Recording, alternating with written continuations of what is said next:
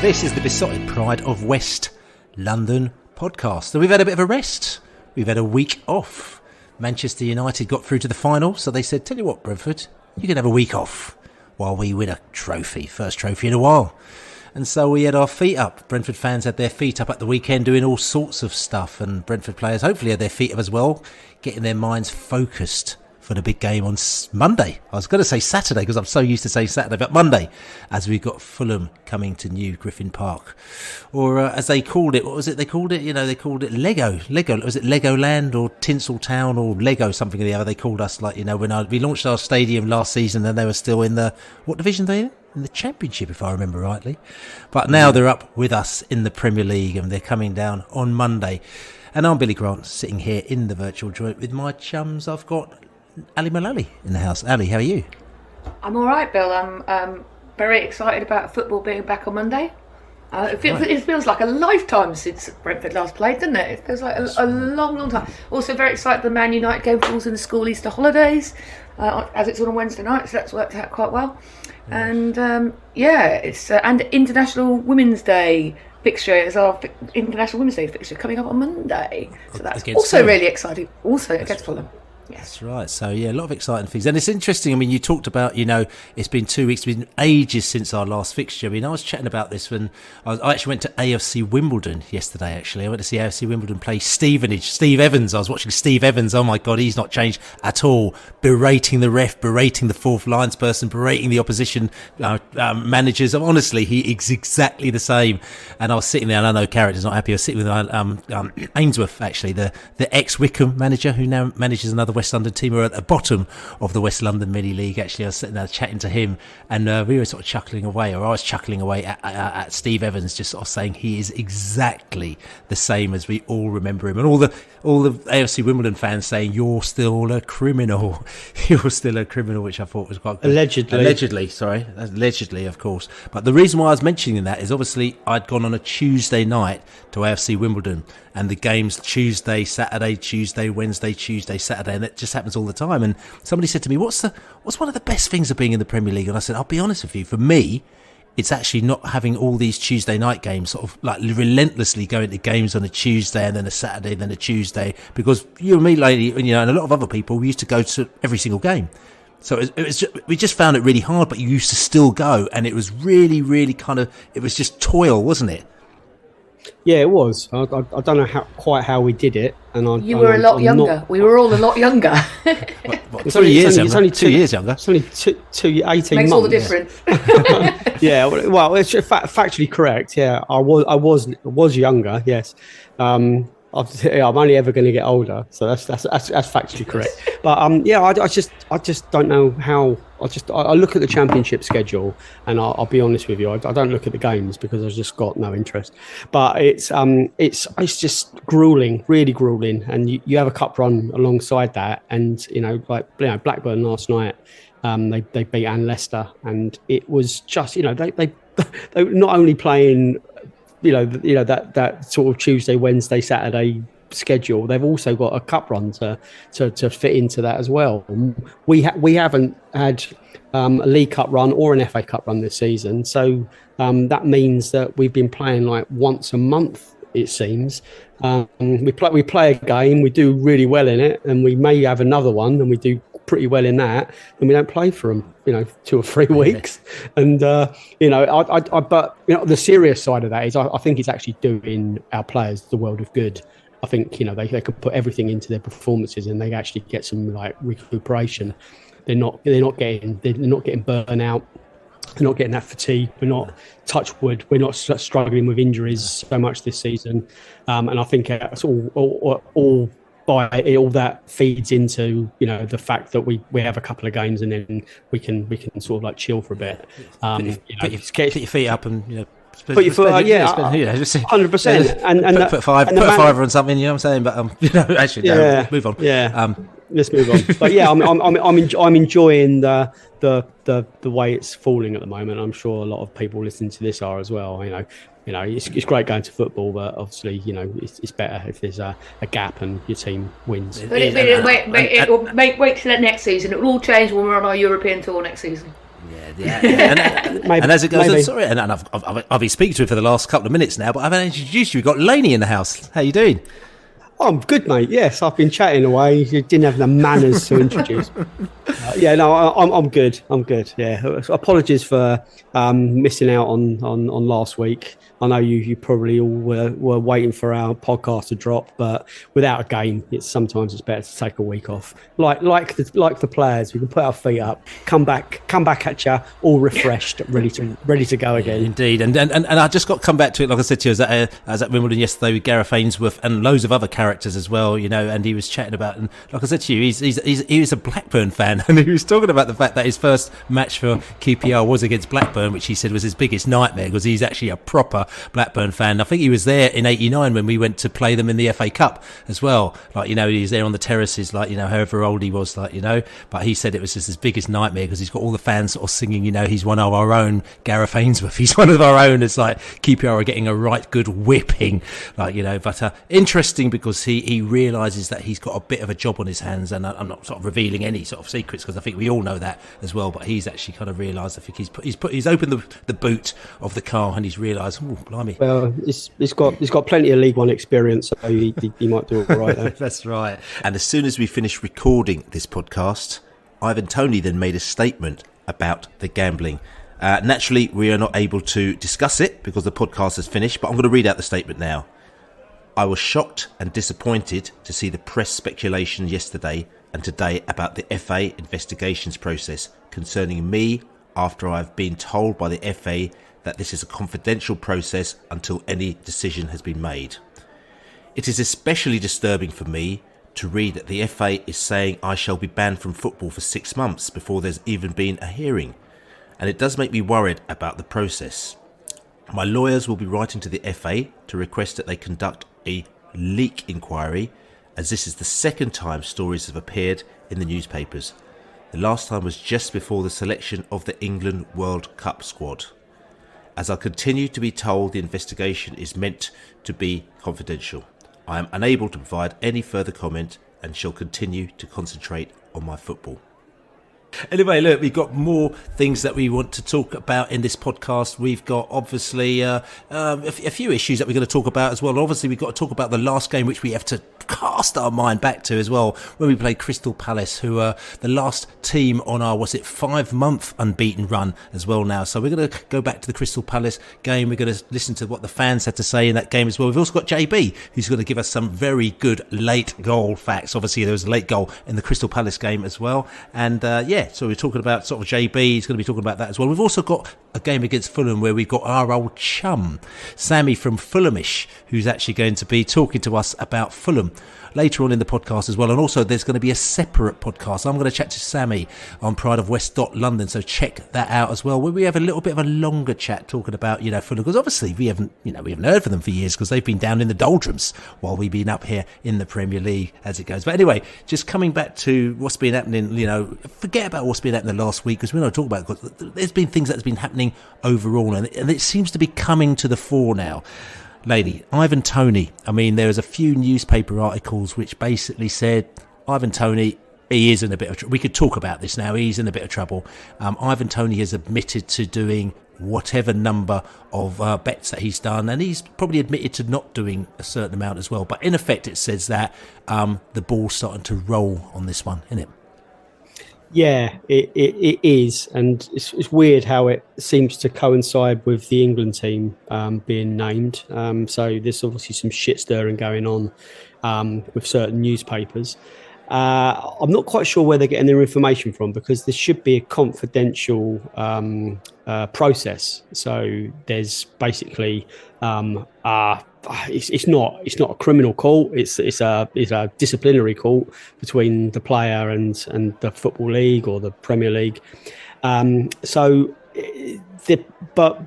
I'm going to give some credence to the numbers. So it's several hundred bets that he's put on over 3-4 years, and all the way from Northampton to Brentford. Was it down in the town of Northampton? Apparently, where most of the betting was That's done. What I've heard, yeah. Innocent until proven guilty, but the stories say that he's admitted to them. quite how this now pans out is not really, it's not really known. However, it does seem that it's edging towards some kind of verdict, some kind of fine, some kind of ban, some kind of punishment. It doesn't seem to be affecting Toney's game. Well, it didn't, and I think the last couple of games he wasn't quite at his best. But that's not necessarily anything to do with this. We all know that Ivan does what Ivan wants, and he seems to be disaffected on the football pitch by anything else that's going on off of it. He's been heaped on loads of racist abuse. The stuff about not taking the knee, none of it seems to affect him on the pitch. And up until now, I don't think the betting allegations or the betting situation has really affected him either. But what we do need now is some kind of we need it to come to a head. We need a verdict. We need to know what's going on. If it is going to be a ban, it's probably better it happens fairly quickly, towards the back end of the season, maybe, and some of the time serves over the summer, perhaps.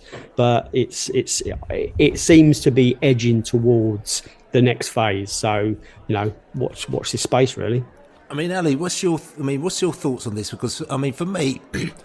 On this podcast, as you know, we've kind of actually not really, we've mentioned it here and there, but we've not really talked about it.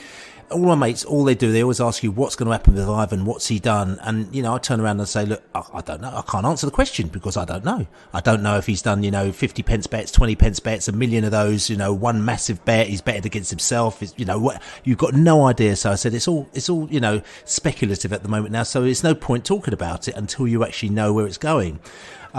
Now, I think with the club as well, they've obviously got to try and plan for the future. So obviously in the in the winter, it's January window, they bought in Sharda, who they've been looking for a year. As Thomas Frank said, which we'll talk about him in a little bit. He was on the Radio 5 podcast as well, which is a really good podcast. And he talked about how they've been tracking Sharda for a year, tried to get him a year ago. They got him in now, and I think they probably thought, tell you what, let's just get him in, because we may need him quite soon, because we got to sort of protect ourselves, because we don't know what's going to happen with this Ivan Toney thing. Also, obviously we were on the back of a very good run, off the back of, we're actually saying that when this news broke, we weren't on the back of a good run. We were actually on a bit of a kind of iffy period, and our run only sort of started kind of, from the Manchester City game, the Forest game before that, the Manchester City game, and then after that, we've gone into a massive run. Now, if you think about it, before Christmas, they must be thinking, right, okay, if Ivan's going to go, we need a plan B. We need to look at somebody in January. We might have to look at a loan. We have to look at putting, Brian and Bumo up front, or if it's going to be Wisa. They're looking at what plans they're going to do to make sure that we're not actually going to fall into a relegation zone. Bang! Next minute we go on this amazing run, and we're in almost in European tour territory. And then they're probably thinking, right, this Ivan thing's going to hit us at some stage. Is it better, okay, if we were on a bad run, it would have been bad for us. But now we're on a good run. Is it better if we kind of just deal with it now rather than longing it out, and then maybe it goes into next season, and before you know it, he's out for half a season? So I'm kind of wondering whether or not there's been a bit of orchestration. And I thought this at the time when this news came out, to try and kind of get this moving as quickly as possible. To try and get Ivan in the driving, not in the driving seat, but just try to get Brentford in the best position possible. I mean, what do you think, Laney? Yeah, there's a good chance of that. We're not stupid. People that are, if at all possible, you want to ban, assuming he's guilty and assuming there is these stories about him, putting his hand up and admitting. If all of that's true, then there is going to be punishment. And the club would know. The thing is, they're going to go, listen, mate, look, just tell us the score so we can deal with it, innit? Yeah, but you've always got to assume that someone tells you the whole truth. Yeah. That there's always the problem. If you've been hiding something for several years, or doing something that you shouldn't be doing, getting caught is quite bad. If you've ever been caught doing something you shouldn't have been doing, I won't ask whether you have or Ali has particularly, but if you have ever been caught doing something you shouldn't do, then you're sometimes quite economical with the truth, or you try and get your ducks in a row, as they say, Make yourself and look as good as possible. 100%. So if he's been totally upfront and he's got nothing to hide, then yes, I guess it probably needs to happen as quickly as possible. And now Brentford are safe, and barring some kind of ridiculous Titanic of a back end of the season, we're in the Prem next season. So it kind of really, it doesn't matter really in the bigger picture if he gets banned next week or next month. It's just that it's better for everyone now if we just get it over and done with and that. Okay, so so yes, to a certain extent, but I'm going to ask you a question. Then I'm going to ask both of you a question. So Ivan Toney, and this is all very hypothetical. There's no knowledge or anything like that going there. Ivan Toney, okay, hypothetically, it comes out that he says, okay, it's going to be in a bit of trouble. So the hammer's going to come down. Now, from a Brentford perspective, would you prefer if the hammer came down? Say, for example, it's the 1st of March now. The hammer came down on the 1st of the second week in April, and so he was out for a month till the end of May as well, plus all the other months and a few months, and then whatever it may be. I don't know how long it's going to be, but I'm talking about that 1 month, where basically means there'll probably be about 5 or 6 games which he's not going to be playing, which may affect our ability to have a European tour. Or would you rather actually he got banned on the 29th of May, which is the day after the end of the season, and then whatever happens after then, and then goes over the summer and then into next season, and it might affect maybe the first, 2 or 3 or 1 or 4, whatever it is, months of the following season, but the European tour remains intact if it was ever going to happen. What do you say, Laney?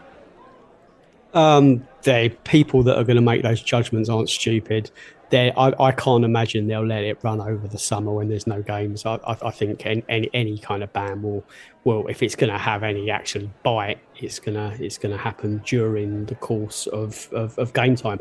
Now, no, but what I'm trying to say to you is that the game time is it this season or next season is what I'm trying to say. Do you want? What I'm saying is I think the best case scenario is that it's a longer ban, but it's suspended. Now I don't know whether that's a possibility. I don't know if there's any kind of case studies for that, but they could ban him for 2 years, but it's suspended. So if he does it again, he gets a 2-year ban. Hold on a second. Sorry to interrupt. I'm not trying to get into the intricacies of the ban. What I'm basically more. Would you rather we had our European tour potentially affected by him being out this season, and then it goes into next season, or would you rather he got banned now and just say forget the European tour if it ever? I reckon. Well, personally, I reckon it should get as quickly as possible. Get the ban started if he's guilty. So you're happy to forsake a potential European tour if we have to? We'll bring someone else in, mate. Don't you worry about that. Between now and the summer? We'll bring him. Well, we're not going to play the European tour this season. But we need to get there. What I'm trying to say to you is that if he's out, we might actually miss out. We don't need to get there, Bill. We don't need to get there. We want to get there. But this is my point. If Ivan's missing for the rest of the season, forget Europe. Okay, so my question to you is that: are you happy to forsake Europe, or would you rather? Yes, I'm happy to forsake Europe. We're not ready for it. Ali Mullalley? Anyway. I agree. There's nothing else left to say.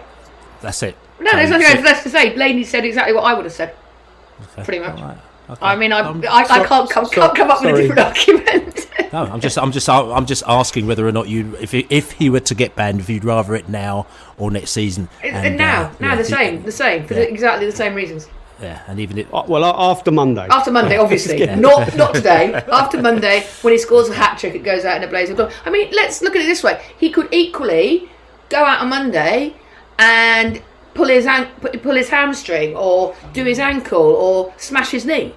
You don't know. I mean, you've got to be able to deal with these situations if and when they happen. He could pick up a long-term injury. You don't know. I do understand, but those that's a bit of an if and but. However, this betting thing is not an if and but. I mean, we know it's going to happen. I know, but it has the same. It potentially has the same impact. How about you? How about you, Bill? Well, I've always been a little bit iffy a bit nervous about the European tour. So for me, I'd rather get Ivan Toney's thing done and dusted out the way ASAP, and then we can move on personally.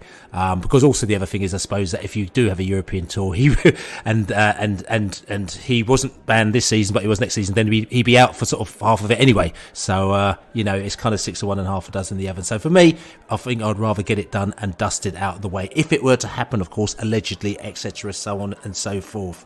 But so it seems that we're on the same page. Can I just say one more thing here? Yes. I think we need to be very careful here, because I think we're a little bit in danger of doing exactly what we got so upset about everybody else doing last week. Every media outlet and fans of every other club are saying, "Oh no, they're going to be in a world trouble if Eriksen goes." And we're saying, "Oh well, if we haven't got Toney, then we're not going to get into Europe, or we might struggle next season." I think we need to sort of like, we're not a one-man team. We weren't a one-man team last season. We're not a one-man team this season. Obviously, his goals help hugely, but we have won matches without him, and we will continue to win matches without him. Liverpool being a case in point. Okay, Liverpool were pretty rubbish, but I don't think it's quite. I think it's a bit disrespectful to the rest of the team, to the other players, to say, "Oh, if Ivan goes, then that's it. We can forget Europe," Yeah, again, and I'm not saying that. All I'm doing is I think we're in danger of sort of like edging that way a bit, aren't we? Would you rather he got banned now, because if he gets banned now, we're not going to Europe? Which is pretty much what we've all three of us just said, and I'm including myself in this. But I think we need to be aware of that. But the thing is that he is a key player, and you remove a really key player, and of course, if the we removed Eriksen last season, and look, we're arguably a better team. I'll tell you who we need to ask, Bill. Yes. Thomas Frank. Yes, he would know. He knows exactly what we need. Exactly what we need. I tell you something. He knows exactly what we need. I tell you something. Maybe we should ask him, actually. What we do is next time we shall ask Thomas Frank, because he knows exactly what we need. We can pontificate. Oh, he knows exactly. Yeah. Not just he knows most of it. He does. And to talk about Thomas Frank anyway, so we should move on from this, because you can see that we're moving ourselves into a little bit of a cul-de-sac, as they say. Thomas Frank, he was on the Monday Night Club as well with. Nice segue, Bill. We set it up for you nicely there, didn't we? Thank you. I tell you something. Set of professionals I'm working with here, like you were saying. He was on the Monday Night Club with Mika Richards, and also I think it was Chappers was on there, and who else was there? Chris Sutton. Chris Sutton was on there as well. I think Rory Smith was on there as well. And they were chatting to Thomas Frank. A nice little interview, about 20-25 minute interview. Go and check it out on BBC Sounds, or also on any podcast channel as well. Like I said, last week's BBC Monday Night Club. Really, really good interview. Really, really, dare I say the word, frank interview with Thomas Frank as well. And it's interesting because what they did is, again, as I said, I was at AFC Wimbledon yesterday, but I was actually there with one of the Chelsea directors as well. And I was chatting to him, and it's Dave Barnard. I was chatting to him about a lot of things. And I said to him, I was listening to Monday Night Club on the train on the way down here. And I said, it's really interesting because you've got Thomas Frank, who was talking about the Chelsea manager, Potter, and I said there's two series on the Monday Club because they talked about him. I think the week before that as well, talking about how Potter was the golden boy at one minute, then when he goes to Chelsea and kind of does the same things he did at Brighton, and it doesn't quite work. All of a sudden he's been completely demonised, and it's how when you move from one environment to another, how it changes. So they were talking to Thomas Frank about the abuse that you may get as a manager and abuse that you might get as a high profile person in football, and then they were talking about Potter and the abuse that he got, and he was actually really complimentary about Potter. And then he talked about his scenario, about how the fact that he'd lost 8 of his first 10 games, and almost was saying, like, if I was at probably someone like Chelsea, I probably would have sacked, but I was at Brentford, and I'm very honoured and very pleased to be in an environment where they don't overreact. And he's just saying that Potter is a really good manager, and he's got some really good players, and they kind of just need to leave him to get on with it. But it was a really interesting conversation. Ali, did you find it? You found it really interesting as well, because I know you talked about it quite a lot on WhatsApp, didn't you? Yeah, no, I thought it was really interesting in that there's this obvious comparisons that between Potter and Thomas, isn't there? I mean, Potter started quite slowly. Graham Potter started quite slowly at Brighton and built this really good and really successful team. by Brighton, as we know, have quite a fairly similar way of working to us. They're a very well run club, and I thought it was quite interesting that he compared himself almost to Graham Potter, almost, and the implication for me was that I'm not going anywhere until, if I do move on, if my next step, it's sort of like I can't, I want it to be the right situation, and I think the implication was very much that Graham Potter needs time. He's a good coach. If I went somewhere like that, I would need time to get my own players in, and I think there was a lot of support for Graham Potter. I think because a lot of it was based around the mental health of managers as well, and I think and coaches, and I think Thomas was very honest about that.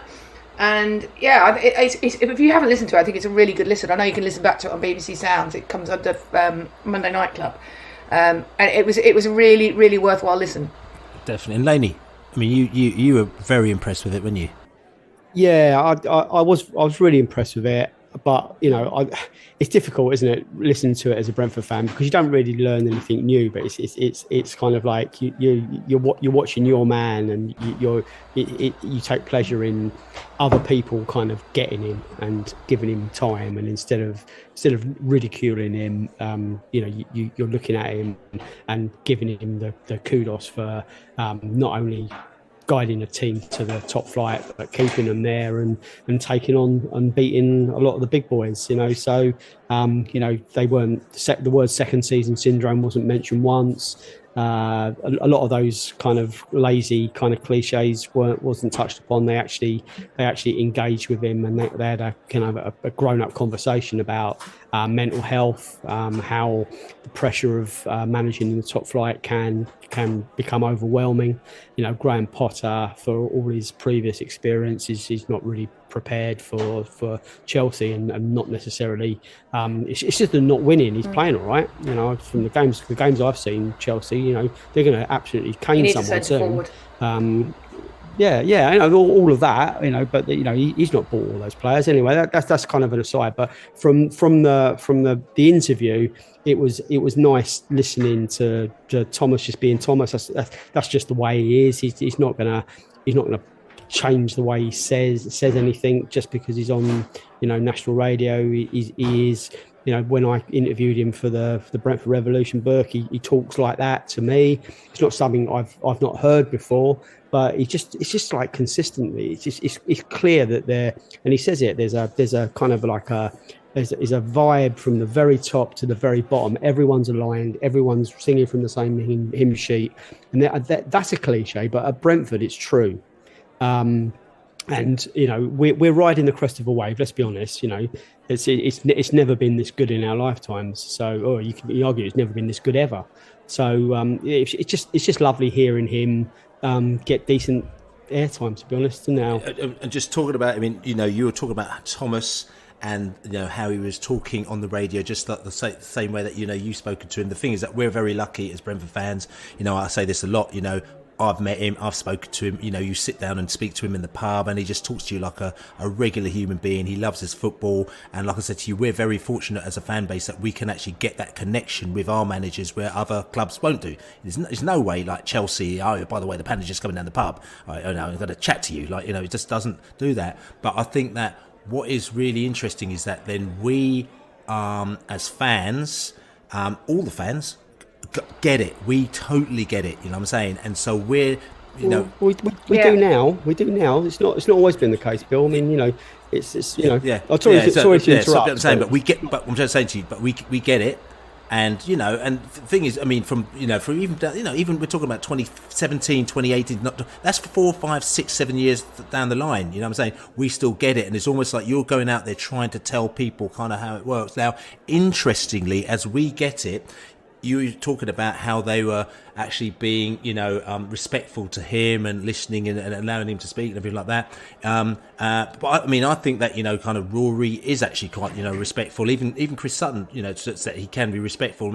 But interestingly, is Micah Richards the one who has always had some sort of a beef about Brentford for no real apparent reason, from what I can gather, other than maybe sort of historic reasons due to maybe his old mate Scott, his old friend Scott Hogan playing for them. So maybe he had some inside knowledge as to why maybe Scott didn't want to leave at the time, and he probably said a few things to him. But he's had a real bee in his bonnet about Brentford that he's never been able to really give us any credit. But this turned on its head today. But interestingly, it turned on its head because it's one of those ones, it's almost like these people on Twitter who are really brave, like going out there going, you're this, that, the other, and they go this on Twitter. But then when you meet them face to face, they will never say anything to you or to anybody else. It happens so much. And it seems it's quite similar with Micah, who's never, I think, met Thomas or been face to face with him. First time he's gone face to face with him, and Thomas has done the same thing that he does to us, to you, to me, to everyone, the Brentford fans. We see it all the time. And when he sees it, and you've got that human thing face to face, and he sees the expression, the way that he speaks, the way that if Micah says something, he could just say, well, blah, blah, blah, blah, bam, and he just destroys him, but in a polite type of way, and he realises, actually, and he's come back and he's actually gone, he's all right, that Thomas Frank. Oh, he's a really clever bloke, that Thomas Frank. Oh, the football they play is really good. It's like, he hasn't done anything different than he's done for the last 18 months or 2 years or 3 years, but all of a sudden, because he's been there face to face and Thomas has had the interaction with him, his view has changed completely. I mean, didn't you think that was interesting? Yeah, but you know why? It's clear that Micah Richards now knows that Thomas Frank knows. He knows exactly what he needs. It's clearly, but no,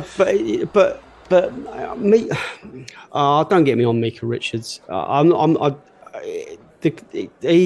He's ignorant to Brentford, and I give him credit that he's changed tact a little bit, but he had to, just because he couldn't be as ignorant about us when Thomas Frank was speaking to him on the phone. That would have been rude. I don't think he's a rude. He's got manners at least, but the question he asked about Rico Henry, what was the question again? People might have heard it. Yeah, well, he said he basically he's underrated. The question was, he's underrated, but I think someone gave him that question to ask.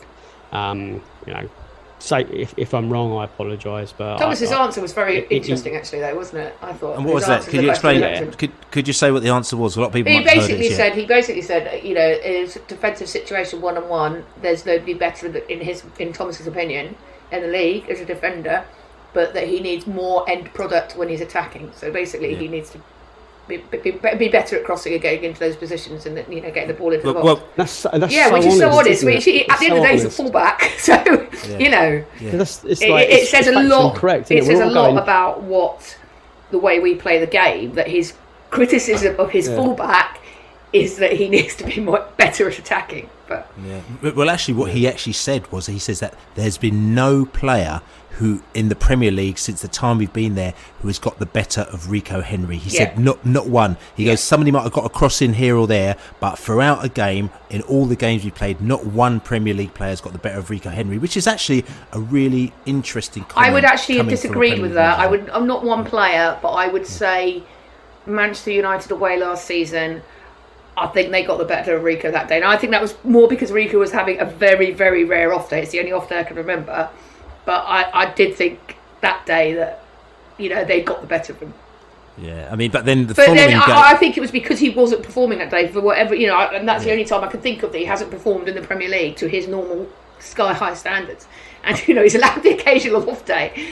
But the following game, Thomas Frank fixed it because Thomas Frank knew exactly what he needs. He knew exactly what he needs. But anyway, listen, really interesting. Go and check it out. BBC Sounds on all Apple Podcasts and everything like that, which is all good. But listen, we've had a good old chinwag about stuff that's just happened over the last week. We're gonna go back and we're gonna go cast our mind back to a week and a bit ago when Crystal Palace, who we've not beaten in the league since 1963, came down to New Griffin Park hoping to get some points. They were on a bit of a stinky run, and most of their fans thought they were going to get an absolute peppering, but things don't normally work like that in football, and in the end it was yet another draw, the fourth draw against Palace in 4 games. It wasn't the best game in the world. We're going to go away, get a drink, come back, and we're going to talk Palace. So, last couple of weeks ago, now. It wasn't even last week, it was the week before. Played Crystal Palace. Because like I said, we had a week off last week, played Crystal Palace, and like I said, it was so long ago that we played them. In fact, tell you what, it seems so long ago, I'd say let's go back to the terraces, let's go back to the stand, let's go back to the pubs, let's hear what the fans had to say about that game. Then we'll come back and we'll talk about Crystal Palace. I describe that as time-wasting cheats got what they deserved at the end, Billy. Very frustrating. Didn't actually think we did that much wrong other than poor concentration for the goal. I thought we were defended really, really well.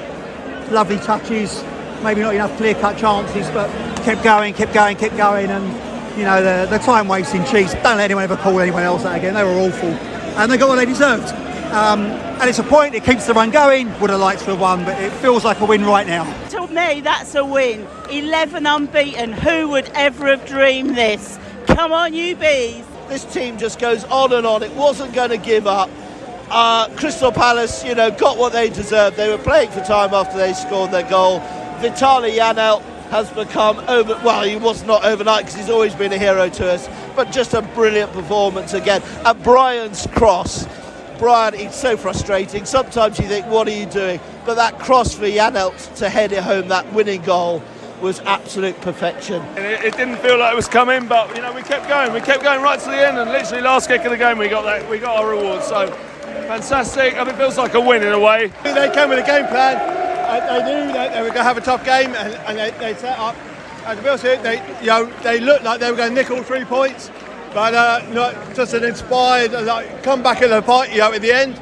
And a good point, I think, by both of us. It's a little bit lethargic today. I don't think we were quite at our fighting best, and I think we struggled.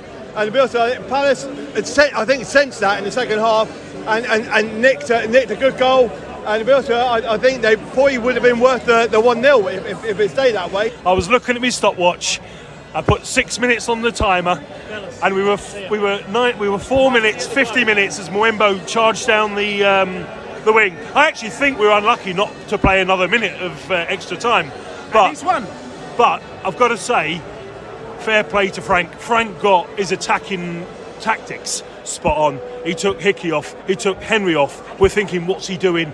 We went 3 at the back, but we didn't really, because Janelt played as a centre half, but the minute we were attacking, we went 2 at the back. Janelt played forward, KLP down the wing, Mwemba down the wing. We've caused some problems for the last minute, and if there was another 5 minutes, we'd have won that. And it was no more than we deserved against the side. There we go. Probably, I can feel it coming. Yeah, I can feel it coming. One of the most boring sides I've ever seen down here, and that includes League One and League Two. They didn't have any interest in really trying to make come at us. And okay, that's fine. It nearly worked for them. Fair play. But we showed that even if you do that, we'll still find a way around it. Unbelievable. Somebody once said to me, who I've been watching Brentford with for 20, 30, 40 years, he said, I can't even remember us doing this in League One. And that says it all, really, doesn't it? I mean, it's unbelievable. And, had we lost today, we'd have regrouped and gone again. But we didn't, and we won. It feels like a win. Feels like a win. So, fantastic. Come on, you bees. You bees. So there you go, Crystal Palace. Tell you something. Was it 2 points gained? I mean, what that scenario? I mean, I know it's really easy to say that, but that game was sort of slipping out of our hands, as they say. And I had a Palace mate who actually left the game. I think he left the game probably about 2 minutes into injury time, or a minute into injury time. And as he walked out, he goes, "I'm going to listen to the Brentford roar as I walked out to the train station." And I was a bit like, yeah, right, yeah, you could say that now because you're right, because you're winning 1-0. And then he messaged me later, he goes, "I heard the roar on Cupid Station."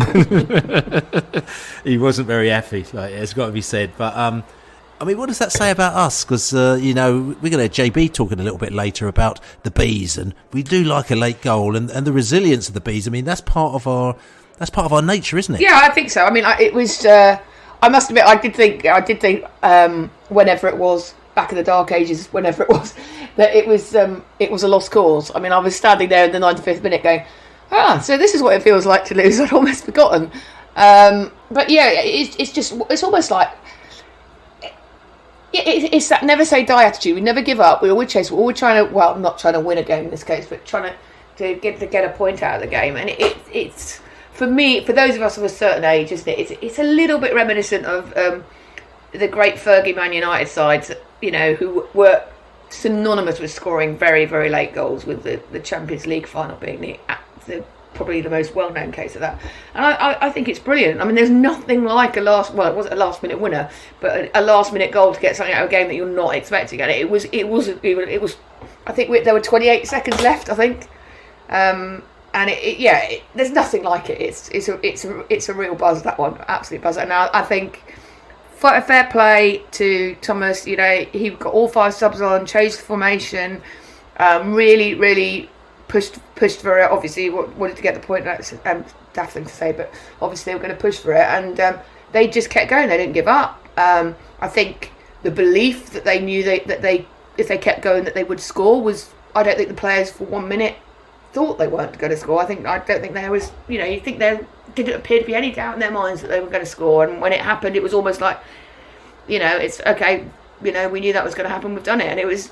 It was fun. It's great to see. It's too easy in those situations, I think, sometimes to just go, oh no, it's not our day. Like we were all, it's not our day. This was going to happen. It's not our day.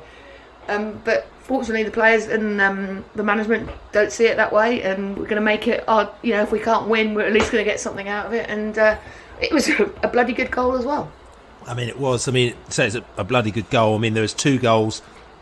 Obviously, that scored on the day. One was scored by our old chum, Eze, who used to play for QPR as well, but he doesn't play for them anymore because he decided to play for a Premier League team. He's a bit better than them. Yeah, that's right. So, we got Eze, who scored a great goal. Again, big chance, 45%, I think it was, so almost 1 in 2 of those go in the back of the net. So, sort of QPR, Crystal Palace teed it up very nicely for him, put it in the back of the net. And then the other big chance was obviously Janelt in 90 plus 6 as well, 35% chance. But those were almost like the 2 big chances for the game. Other than that, there were sort of kind of teeny-weeny little sort of kind of 10%, 12%ers here or there sort of splattered around the area. But in general, there actually wasn't really that much created in that game, was there? No, this seems to be. It was very similar to the game at Selhurst Park, wasn't it? Really, where we got a very late equaliser. I think justice was done in both games. I won't be looking forward to Crystal Palace fixture next season. They're dull. They I wouldn't want to watch Palace every week. Their fans are incredible at Selhurst Park, and I've got big respect for them, and the effort they put into getting behind the team. But it's really, I mean, it's the kind of football that we don't want to be watching. They seem to be really happy just to survive in the division, and there's nothing wrong with that. If you're going to survive in any division, it's better to be surviving in the best one. But there's no kind of like style of play. There's no kind of like DNA about them, really. They've got some really good players. And I think they could be playing better football. We'd have some of their players for sure. But there's just the way their brand of football is really, really awkward to watch, and they've got no identity really. It's a good one just to get out of the way. We haven't lost to them. We haven't beaten them. It's a good barometer. They're an established Premier League team. So I think we can feel slightly hard done by that we didn't get a win out of it. But in the end, I think we were mighty relieved to have got anything out of it. So with this run, it's brilliant, but we can't. It's one of them like if we'll take lessons from our lower league days. These runs.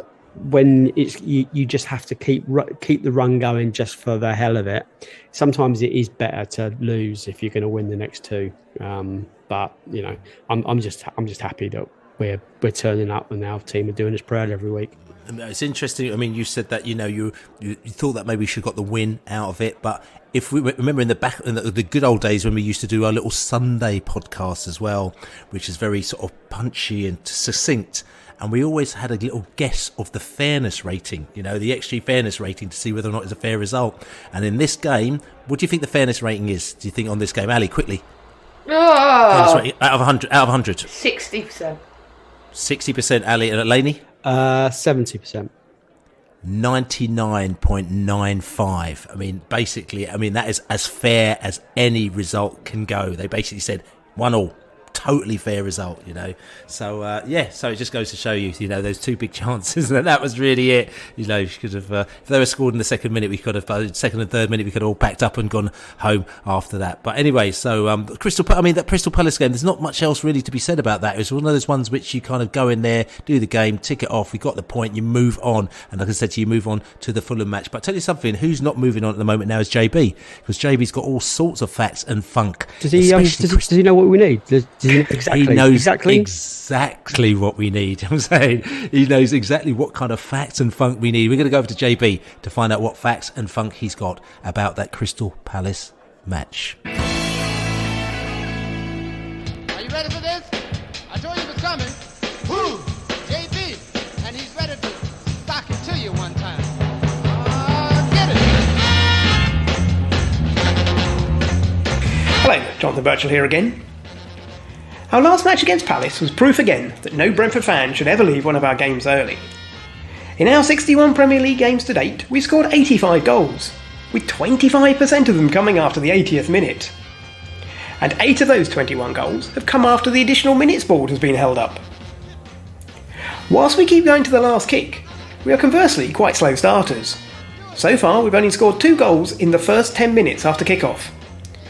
Toney scoring our first away Premier League goal at Aston Villa in the 7th minute last season, and Josh De Silva's 10th minute opener against Manchester United this season. You're also unlikely to miss a goal if you're late back from your half-time cup of tea, as Brian Mbembo is the earliest to score in the second period, and that was 3 minutes after the restart against West Ham back in April. In his post-World Cup group of 8 matches, the opposition still haven't managed to score a goal against us in the opening 45 minutes. Even the game before that at Manchester City, Foden's goal was in 45+1. As we reach the end of February sitting in 9th place with 35 points and the best unbeaten run in the Premier League, it is so very different from 12 months ago, when we had just lost to Newcastle at home and were on a run of 8 defeats in 9, with the other being a solitary draw. We had slipped down to 15th place, just 3 places above the relegation zone with 24 points, having played more games than those below us. But next up, Fulham, for our first ever home meeting with them in the top tier. Opponents who we also scored a winning goal against in additional time back in 2014, with Hotter immortalised in a song to commemorate that event.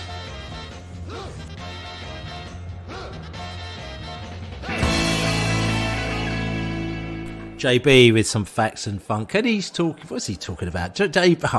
Last minute winners, late goals, all scoring goals in the first minute.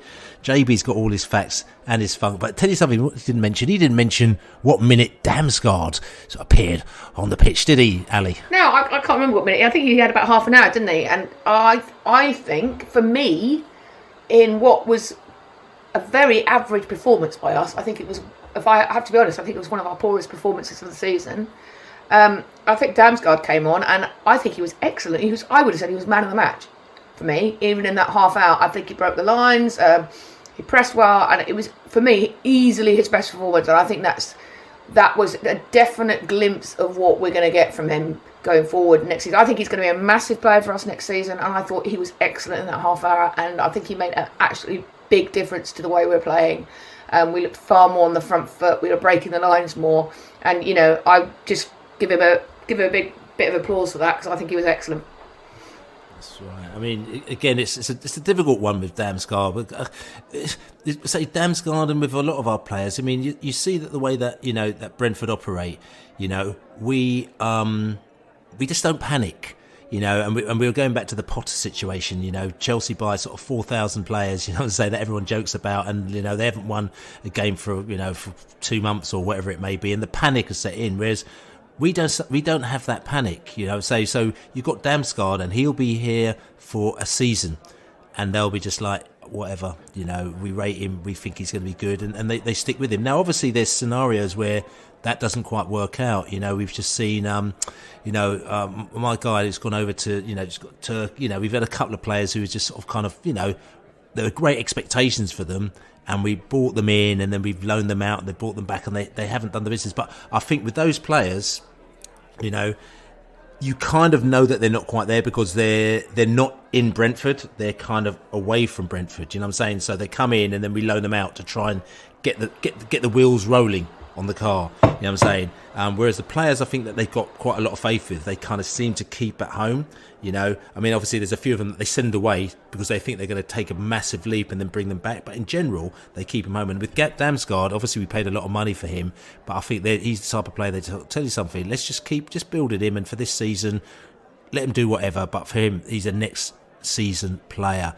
And yes, I do agree with you. He did look a lot more exciting in that game than we've seen. I mean, we see glimpses of him. But I think for us, what we want to do is instead of seeing 5 and 10 minute glimpses of Damsgaard, we want to see half an hour glimpses. Which is exactly what we heard. We saw exactly what we saw.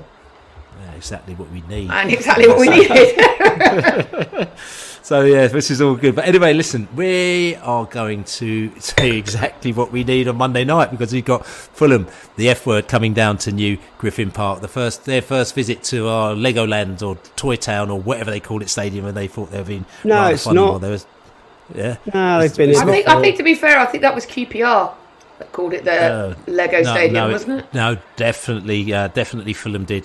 Definitely the F word did. They called it our Toy Town Legoland Stadium. When they were down in the Championship, some stage, in the other where we were last season. But anyway, doesn't really matter because now they're up there with us, and it's even Stevens equally matched. No, QPR. I've never heard of them. You know what I'm saying? Me and my chum Gareth Ainsworth, we were discussing Brentford. I was telling him how elevated we are, and he admitted that Brentford are a lot higher than QPR, and he's going to do his damnedest to try and save them from relegation this season. But anyway, she'll move on. But anyway, we got Fulham on Monday, and they're coming down. We're going to have a little break. I've got a little beer, and I'm going to come back, and we're going to talk about the F word. Fulham coming out of Brentford, and people are telling me Fulham have been in Brentford before, but okay, what I'm trying to say is Fulham have never been in Brentford when we've been in the stadium, when we've been in there making some noise, when we were in the stadium last year, and this is where it's at. We were in the stadium last year and they were in the Championship last year, and then they accused the stadium of being a Legoland stadium with us in there. So forget about what QPR, I don't care what QPR did, because QPR are just like it's irrelevant as far as I'm concerned. It is. But now we're talking about the F word, the Fulham, and what's going down. And listen, the thing is, what is important to them is that they are invited to the Legoland stadium to come down and enjoy a game of football on Saturday, on Monday. But what we have to keep our fingers crossed about, and this is where everyone's a little bit nervous, that they don't enjoy themselves too much on Monday, because let's be completely and utterly honest about you. They're having a pretty good season. I remember going away, I was on holiday, first game of the season, and I went to a bar to watch them play Liverpool, first game of the season, sitting there expecting Liverpool to give them a right good tonking. And I sat down there and I left that bar completely disappointed with Liverpool. And I thought, Liverpool, what the hell is going on? Never knowing that, 4 months later, we're going to give Liverpool a right good bashing, what I'm saying. But they just didn't do the business that first game of the season. And it was kind of almost like the sign of things to come after that. Fulham, to be fair, a few weeks later, we played them and it didn't quite go according to plan. But we should move on from that. But other than that, Fulham they've been, listen, let's put our hands up. They've been decent this season, haven't they, Laney? Fulham, yeah, they're really impressive, and it pains me to say it. They're the other great success story of the kind of like the underdog. We were obviously all hoping that they would come back up and do what they did before and just lose every week. And but I credit where credit's due, and you have to be honest. They've been remarkable. It's going to be a great game, I think, on Monday night. I think the game at Craven Cottage should have been a draw. I don't think it deserved to win. There's a bit of beef there. Seeing Mitrovic put that last minute winner in was galling. Them beating us at Wembley was galling. But everything for a reason. I'm glad we lost that day, because it meant that we went up better prepared. It didn't feel like that at the time. But let's, I think it actually suits us to be. Let's be really honest about this derby. We do want to go out there and beat them, because them doing the double over us is something that would hurt us. And I think we didn't quite do ourselves justice at Craven Cottage, because we played pretty well in stages, but we were weak at the back. The first goal was calamitous, wasn't it? And the Mitrovic goal, you could see it coming a mile off. We've learnt from that. We're a slightly different team now, and we've beaten better teams than Fulham this season, and I expect us to be bouncing around at the end of the game. Definitely. I mean, Fulham, they've got some. Tell you something. I think the thing about it is, and I don't know whether or not it's them being better prepared. The different staff. I mean, obviously they've got a new manager in from, the managers that they've had before, and this manager has just known how to deal with the Premier League and also how to get the team working. The thing about Mitrovic is like, Mitrovic, he almost like in the Championship, yeah, I'll bang a few goals in, that's what I do, but he was almost like one of those players who he kind of scored who didn't really try, because he didn't have to try really hard because he knew how to do it in the Championship. But then when he came to the Premier League, he didn't sort of try to kind of get himself fit and in gear or anything like that. And then and I know people that know him because he's Serbian, and I know characters out there, and he's a bit sort of kind of Mitrovic does what Mitrovic does type sort of person. You know what I'm saying? Where have we heard that for? If he wants we might know somebody like that. He goes out and eats. He goes out partying. He just does whatever he does, and he just sort of thinks, I'll just turn up and I'll score goals. And in the Premier League, it didn't really work before. And I don't know whether or not the new manager has turned around to him and said, look, mate, if you are going to be successful in this league, this is what you need to do. You need to trim yourself down. You need to work really hard, and everything like that. And he was like, even when he played with us, he's almost like a different player, wasn't he, Ali? Yeah, I mean, I think he certainly looks leaner and fitter than he has looked in previous seasons, for sure. I think he's dropped quite a bit of weight, and I think he's a lot fitter, and I think that shows, and that his goal return is a lot better. I still think arguably he can do more for the team. He does very little other than score goals. He's a very good goal scorer, but he still does very little other than score goals. So if you compare him to Ivan, he does a lot of defensively. He creates a lot for others. Mitrovic doesn't really do any of that. But yeah, I mean, absolutely, he is a different player to the one certainly who played in the Premier League 2 seasons ago. He's leaner, he's fitter, I think he's a bit quicker. I think that's obviously to do with Marco Silva. I think Marco Silva's done a great job. And I also think that Fulham learnt from what they did when they came up previously, when they just tried to buy all these players. When they beat us in the playoff final, that time. When they had to play a whole Premier League season with no fans. I think they learnt from that when they bought a whole lot of players instead of keeping the nucleus of their squad together, the nucleus of their championship winning, their playoff winning team together, and then just adding where they needed to add. I think they learned from that. They learned from that situation, and they've been far more sensible about it this year. And I think it's paid off. And I think, like Laney, it pains me to say it, they're a very good team this year, and they are difficult to beat, and they will be difficult to beat. And you have to give them the utmost respect, and you have to see it's like. We might not like them, but you tip your hat to them and say, yeah, they're a good team. And then I don't think they're in a false position. I think they're probably where they deserve to be in the league, the way they've performed this season. Right, okay. Listen, I mean, we're talking about Fulham a lot. I mean, we're going to actually go over to one of our chums, our Fulham chum. We're going to go to Sammy from Fulhamish. Did we not speak to him before the... I don't know if he. I don't know if he did actually. I don't know if he actually spoke to Sammy as such. You know what I'm saying? I think, but this time we are gonna. No, because it was a bit early in the season, so we didn't speak to him. So we kind of left it alone. I think we did. I think we spoke to somebody from Fulhamish anyway. So we're going to go over and listen to what Sammy is actually just going to give us a little bit of a kind of a bullet response to a load of questions actually. But actually, I'm going to have a longer chat to Sammy actually, and you're going to catch it on prideofwest.london as well, as Brentford play Fulham for the first time. Their fans are going to come into our stadium, as they say. But like I said to you, go on, let's hear what Sammy has got to say about Fulham. I think he's probably very, very happy. So, big game on Monday. I was always going to say Saturday then, but we know it's on a Monday. Big game, Monday night football, as they say. And you hear the chuckling in the background there as well. Listen up to introduce him. I know that, you're thinking, I remember that chuckle from years ago. I can't remember. It was quite a while back. Since we used to have our little tete-a-tete, our little beefs, so we used to sit down in pubs all over London and chat as well. Brentford and Fulham, a little rivalry there as well, and Brentford and Fulhamish as well, a little rivalry. Is it a friendly rivalry, or is it a bit of a snarling rivalry? We got Sammy from Fulhamish in the house. Sammy, good to have you back after all this time. I mean, you've been away for us for so many years, haven't you?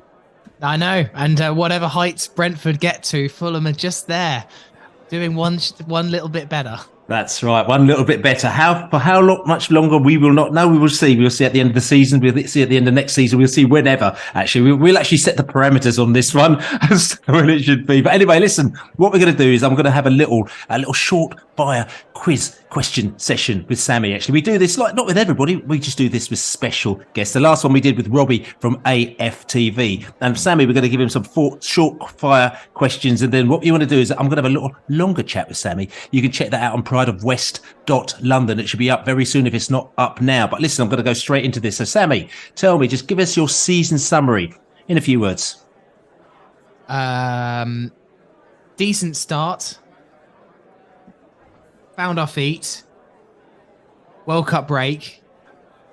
Sensational. Obviously very happy with the start there as well that you've had. So give us marks out of 10 for your season, Sammy. Honestly, I mean, it's got to be a 10, hasn't it? Oh, there you go. He's like trying to rubbing salt into the wound. So you got to go for a big 10 out of 10. So give us your favourite match. Do I lie? Oh, here we go. Go on. I mean, the Brentford game was amazing when we won that 3-2, but there have been better matches since that. And beating Chelsea 2-1 at the Cottage was our pinnacle. It'd been so long since we'd beaten Chelsea, and our record against them is horrendous. So I'm going to have to go for the Chelsea win. Also, Brighton away and that smash and grab a couple of weeks ago was fantastic as well. But yeah, you can never overlook beating Chelsea at the Cottage. That's always that's the pinnacle for us. And we beat them 4-1 at the Cottage last season. And you have to admit that they aren't very happy after the game when you beat them, are they? No, they are not. I mean, they're not happy generally at the moment, are they at all? But yeah, no, I mean, it was just a special night, and we just had we had a really bad record against them as well. And it just over the years, so many times we had the chance to beat them, and we always kind of came up short. And yeah, it was just really, really special to finally just get one past them. Okay, so worst match of the season? Worst match, I think, will be our biggest loss. We lost 4-0 to Newcastle in October. Nathaniel Chalobah came on to replace João Palhinha and got sent off after 5 minutes, and we were just absolutely pummeled by an improving Newcastle side. So I think that's a fairly easy one. There was also a West Ham defeat where West Ham managed to win 3-1 despite scoring no legal goals, which was fairly annoying at the time, and the only time that we have lost to a side below us in the league. There you go. Okay, tell you something. A match that you got something that you really did not deserve. I think I know the answer to this. Oh, easy. Brighton a couple of weeks ago. I mean, it was daylight robbery. Brighton was so good. We held on. We didn't have Mitrovic. We looked awful for about 85 minutes. Then suddenly Manor Solomon came on and just scored that goal, and the away end went absolutely berserk. So yeah, easy. And the match that you should have got something and you got nothing?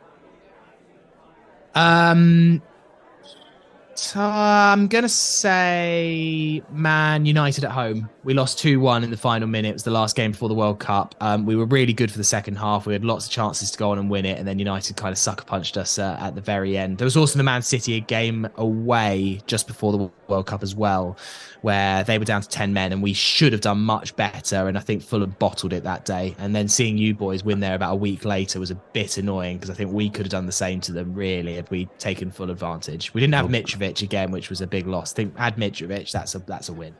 Beating Man City at their place isn't for everyone, though, to be quite honest with you. But anyway, listen, best player. Again, tough, but João Palhinha in the midfield, and you boys have had a stroke of luck that he is not available for Monday's game because he's obviously suspended because he's got 10 yellows. He's immense. What a midfielder. He's been fantastic for us, and that goal he scored last night against Leeds was just a little bit special as well. So yeah, he's got everything, and he's going to be such a miss on Monday. And Leeds aren't happy either, are they? Nope, Leeds are not happy, but they never are they? They're not happy if they're not complaining or falling apart. That's right. So listen, player that should have done better, or should do better. Should do better player. I mean, that is tough because I think a lot of players have done very well this season. Dan James has been a bit of a disappointment. Came in, I think we all expected Dan James to kind of hit the ground running and really make a difference. He got a goal against United, which was well taken, but he's been poor this season for us and slipped down to about 5th choice winger and struggles to get in the squad now. So yeah, he's been a bit of a disappointment. Okay, so the best team you play this season is? I would have to say it was probably the Newcastle game. They were immense that day. So I'll give it to Newcastle. And they also did quite well against us in the home game as well. Obviously falling off now. I'd like to play them now, but they're back in the towards the end of last year. They were fantastic. Yeah, they played us. We played them probably a week after they played you, and they were very good. They beat us 5-1 as well. So that was all good. So and the worst team that you played? Worst team. I think, well, I don't know actually, because I was about to say Palace, but that was a bit of a weird game when we beat them. They did go down to 9 men, so that is massive mitigating circumstances. I will go for Nottingham Forest when they played at ours. They were pretty shit when we beat them at their place as well. Thought Forest were pretty average, to be honest. Despite all the hype they've had and stuff. So I'll go for Forest. I know they've been good in other games, but if I'm just basing it on Fulham games, then yeah, I'm going to say Forest. Okay, and the Brentford player to fear other than Ivan Toney, because we all know who Ivan Toney is. Who do I fear? I mean, I like Josh Da Silva. I think he's a really classy player, and I think if he gets an inch or two of space, I think he has a goal or two in him, and I just think he's a generally very, very exciting player. But look, I've got a lot of respect for all of your team. Visser on the wing and is also someone that I really respect. But I'm going to go Josh Da Silva. Okay, and listen, our strength. I mean, where do you have to be careful as Fulham when you're playing us on Monday? I think we just got to be strong at the back. I think we all know that you guys can be lethal up front when it matters and stuff, and I think we just have to manage the atmosphere a little bit on Monday as well. I think we just have to manage the game. You know, you guys are going to start strong. I think you're going to be very up for it. You haven't played in a couple of weeks. I think it's going to be a little bit like you let out the cages and stuff, and Fulham are going to have to manage that, I think, at first. So I think it's a mixture of your attack and also just like the general atmosphere in the stadium. I think we're going to manage. Okay, and the weaknesses that we have that you think you'll be able to exploit? Rico Henry's headering. Is that it? Stick it into the back. Stick it into the back post from the right hand side, and just hope that Mitro gets above Rico Henry again. I mean, look, you obviously don't have that many weaknesses. You're unbeaten in 11 for a reason. I mean, I still think that like Mitrovic can have a good day against your defence. I think he's coming back into form. He looked good last night in the cup, and I think that would be the main weakness. But I don't see an awful lot, to be honest. Like it's going to be a really tough game. Okay, and give us a score prediction. 1-1. 1-1. Okay, final question for you. Actually, can you finish this phrase? Bees up. Fulham in Europe. Listen, Sammy, good chatting to you. Listen, I'll catch up with you on Monday. It's going to be a good game, but don't also forget, I'm going to have a longer chat with Sammy. You can catch it on prideofwest.london. We'll have a bit of a chin wag because we haven't spoken for a few years on the Beesotted podcast. We've got to get him back on, like you know what I'm saying, because you've probably all forgotten his voices out there, and especially our new American listeners and our foreign listeners out there as well. You've got, who the hell is this person? Sammy from Fulhamish, like you know what I'm saying. We like to have a little bit of a jibe at each other, don't we, Sammy? We do indeed. Yes, right. Okay. Thanks a lot, Ben. Touch you later. So there you go. Sammy from Fulhamish, who's relatively confident. He's very happy. Yes, we did play them back in September or August or whenever it was back then, but that was a long time ago. And just, but this is now we're in the full flow. Both teams are in the full flow. We know exactly what we need. We know exactly what we need. We know where we stand, both of us as well. We know, at the time, to be quite honest with you, I think that, even us as Brentford fans, we wouldn't have said, look, we're going to be top 10 or top 8, by the time we meet the next time. And I don't think Fulham as well would have thought, tell you something, we're going to be top 8 or top 6 or whatever it may be when we meet at that time. We just thought we're playing each other. Oh, we've beaten you. Oh, we move on. But now we're kind of in a scenario where we're actually understand the league a bit more, understand ourselves a little bit more, and understand the environment a little bit more. The question, and again, one of the questions I asked to Sammy when I talked to him in the longer interview as well, is that Brentford Fulham for me was from the 80s for me has always been an exciting match I've always looked out for. There was always a buzz about it. There was always a little bit, not a lot of edge about it. Like you said, 1981 or whatever it was when they beat us 1-0 when O'Sullivan scored in the 71st minute, still etched in my brain. I was at school at the time, and it was just one of those ones where it was a pang, that moment where like, oh no, we've lost to Fulham, and they're all over there's millions of them all over the place, and there's all sorts of mayhem going, and it's just gone on since then.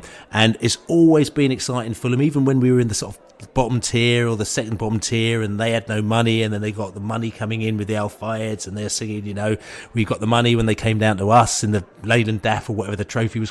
It's always been an edge to it, and the reason why I think there's always been an edge is because we're always looking at getting on the way up. We wanted to get from the second division to the first division, or division, the fourth tier to the third tier, and the third tier to the second tier. There's always had that edge to it, and again, I keep harking back to like when I went to Wimbledon last night. I'd never lie about the fact that I do miss a lot of elements about the EFL. I was looking at it and I watched a game of football, which, the game of football was exciting in the fact there were 5 goals that were scored between Wimbledon and Stevenage. And that's one heart back from the past, Stevenage we were playing. And then I looked at the fans, the crowd was about 6,000, where Stevenage had 431 fans. And you sort of sit down there and you could scoff at it, but I was looking at behind the goal, and the Stevenage fans were so excited and happy and to be there, and they scored and come from behind and they won the game. We've got a late goal, and they're all going really potty, all 431 of them, like, you know what I'm saying?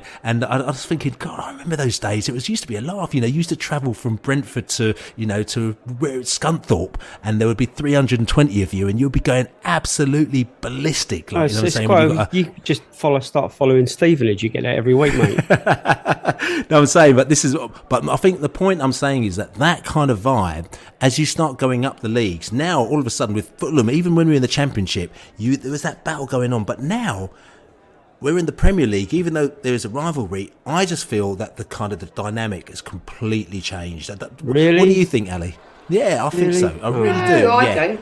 I don't at all. Yeah. I think I'm with Laney. I'm with you, Laney. Honestly, mate, if you want that vibe, it still exists. It's just not at Brentford. It's just up to you. You can't want that for us again. No, thank you very much. You don't speak for me wanting that again. I don't want that again. Thanks. The point I'm saying, Laney, is that when you're playing in the lower divisions, you've always got an up to go.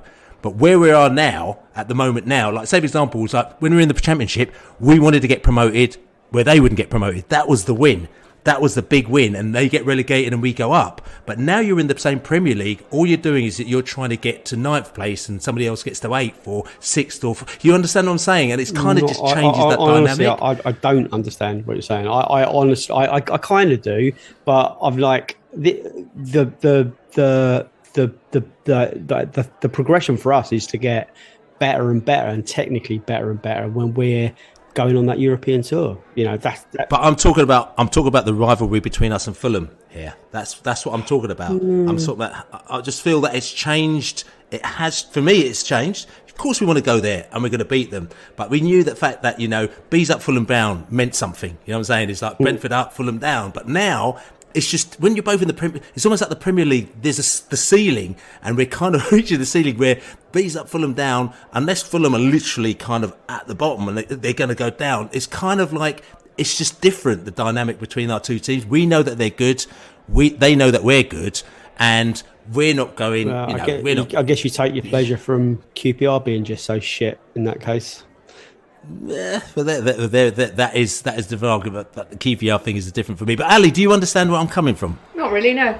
I'm with Laney. I think, we still want to beat Fulham as much as I would to beat Fulham as much as I've ever wanted to beat Fulham. The stakes are even higher now. My need to beat Fulham is in no way diluted by the fact that we're both in the Premier League and we're decent sides rather than shit sides. My need to replicate your League 3 experience from 1981 is not shared, Bill. No. There's no time capsule. All we want to do is smash Fulham. That's all we want to do. Listen, we still want to smash Fulham, whatever league we're in. I do understand, and listen. Of course, I want to smash Fulham, but all I'm just saying is that there is a difference. No, there is a difference. When There you're in the isn't. Championship, It's a derby game. You want to smash them, whatever. It doesn't matter what. We could be in the bloody conference. We'd still want to smash them. And now in the Premier League, we still want to smash them. We want to smash them. But when you're in the Championship and then you go up and they don't, there's even a more euphoric feeling. Stop now. Get Stop with digging, mate. 2023, mate. Get with 2023. Anyway, we should listen. We should move on because we kept getting ourselves cul-de-saced up. Coming back to Fulham, like I said to you, they've got a couple of players. I think Sammy mentioned, is it Paulina's going to be out? Yes, he's got about 472 yellow cards, hasn't he? Yeah, that's good. That's good because he's bloody good. He's really some player of the season. He was very good again in the cup last night against Leeds, and I think that's good for us that he's not playing because I would really fear him. I mean, not that there's not other players, full of players that I fear. Willian. I mean, obviously Mitrovic, Willian's been great this season, but Paulina being out is definitely a plus for us. Yeah, and I mean, looking at Fulham, I mean, let's just look at what what exactly they've been good at this season. Shooting from direct free kicks, they're strong as well. Attacking down the wings, they're strong. Creating chances through individual skill, they're strong. And also attacking set pieces, they're strong. And where they're weak, and not very many areas, they're weak at defending against through ball attacks. So they like to play with width. Crosses often down the right, offside trap, they like to play that as well. They play with the same first 11 normally, and they're aggressive. So, I mean, this is, it goes to show you, I mean, we do this every week, and this goes to show you that we definitely need to be on our P's and Q's this game, don't we? 100%. I think we need to be absolutely on our A game. We can't turn up and play like we did against Crystal Palace. Fulham are a very good side. They'll come at us. They'll be on the front foot. And if we start slowly, we're I think we'll find it very, very difficult. I think we're going to have to be absolutely on our best game to smash them. I think Sammy, I've not heard what Sammy said, but I'm sure he said this is our cup final, and I see us lifting silverware at the end of it. I hope you're right, Laney. I hope you're right. Yeah. Well, I'm not gonna waste any time thinking we're gonna lose, Al. Unlike some other. Are you just not a little bit worried that we've been on an 11-game unbeaten run and then Fulham come along and it might just be Fulham because that would be a really shitty thing. Yeah, but can it end next week? I don't mind it ending, but maybe not to Fulham. Yeah. Maybe not to Fulham. If that's what you want. Would it not bother you more if it ends to Fulham than if it ends to Everton? Yes. Yes, exactly. But not as much as it would have done in 1981. Yeah, I'll tell you something. In 1981, mate, I would have been in bits. You know what I'm saying? So, actually, I was in bits. What am I talking about? But listen, we can go on and talk about Fulham forever. But let's just get a score prediction around the table. For me, I'm going 3-1 Brentford. Oh, Ali Mullalley. I am going for a recreation of the Hotter game at Craven Cottage. 4-1 Brentford. Oh, blimey. Oh, yeah. Ooh, that's and it's interesting as well because obviously wildly overly optimistic, but there you go. The JB talked about Hotter in the last minute as well, and and we could everything. We could go and get really boring every Fulham podcast and start talking about those wonderful Fulham moments. But I think there are times that we shouldn't forget those moments, and Hotter in the last moment and was the 4-1 at Craven Cottage. Absolutely, and the 4-0 at Brentford. Yeah, 4-0. Oh, yeah, that wasn't 1992. It was as well. That was as well. 4-0 at Brentford. That was very good. First half as well. Yeah, that's right. Yeah, we just come down from Falkirk in the coach overnight, as you do. But anyway, wonderful moments that they will carry on and stand the test of time and remain in history forevermore. Like I said to you, these wonderful Fulham moments, and hopefully we'll be able to create another Fulham moment on Monday night. As I say, my score prediction is going to be 2-0 to the mighty Bill. Bees. There's one thing we can all agree on, can we not? What? We all fucking hate Fulham, don't we? Yes. We're not particularly happy with Fulham, no, because and it's a historic thing, you know. So, If you had to build a still seems- bonfire, where would you place them? Maybe on the top. What would go in the middle? Let me think about that for 1 microsecond. Queen's Park Rangers. Yes, it's probably. So, I think there's something else that I'd like to mention about the Fulham game. that's right. I was going to talk to you about the thought Fulham you'd game, and this is forgotten. not a I thought you'd forgotten. last-minute thought. No. Well, we're just motoring on actually, because it's not only the Fulham game. It's next week. There's a big day in the world calendar. Never mind the football calendar, and it's been celebrated on Monday. Is it not? Well, Ellen officially, International Women's Day is on Wednesday, because it's the 8th of March. But there's an awful lot of clubs having International Women's Days dedicated matches supported by Her Game 2. And ours just happens to be, because it's our nearest home game to International Women's Day, the match against Fulham. And Brentford are doing a load of fantastic stuff. I mean, what's really important, what a lot of stuff comes out when I go to the Female Fans Forum at Brentford and various workshops there, is that what female fans and women want to see at football is more visibility of women. And, you know, football's made great strides forward, but it's still very much a male-dominated sport and a male-dominated industry. So what the club and in association with Her Game 2 are going to do, both clubs actually, because Fulham have come on board with this as well, because they're a partnered club with Her Game 2 as well, is highlight women working at both clubs as staff. So there's going to be articles on staff at both clubs in the programme. We're going to have interviews, I believe, with both women's teams at half-time.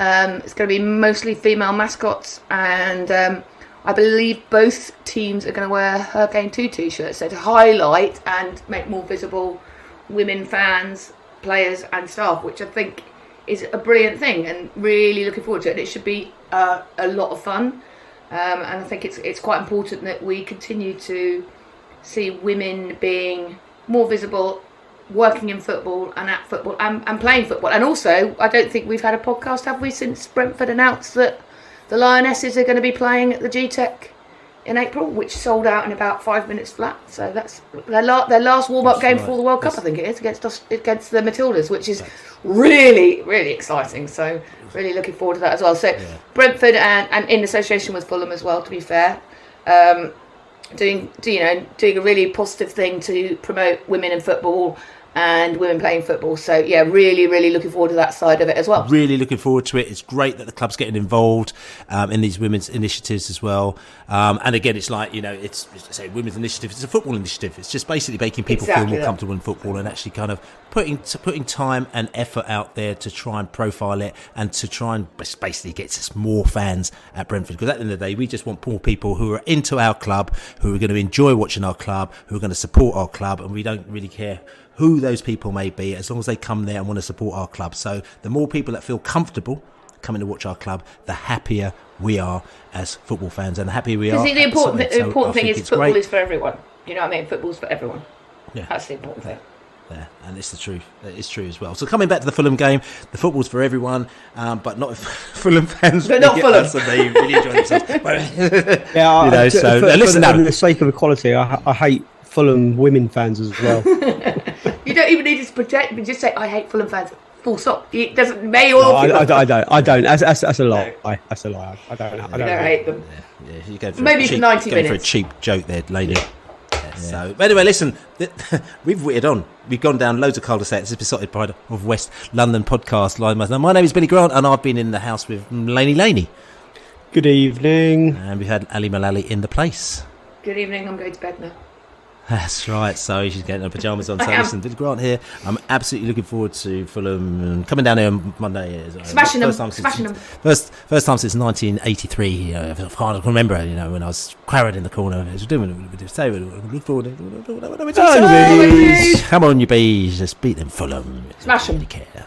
Smash them. Absolutely, you bees.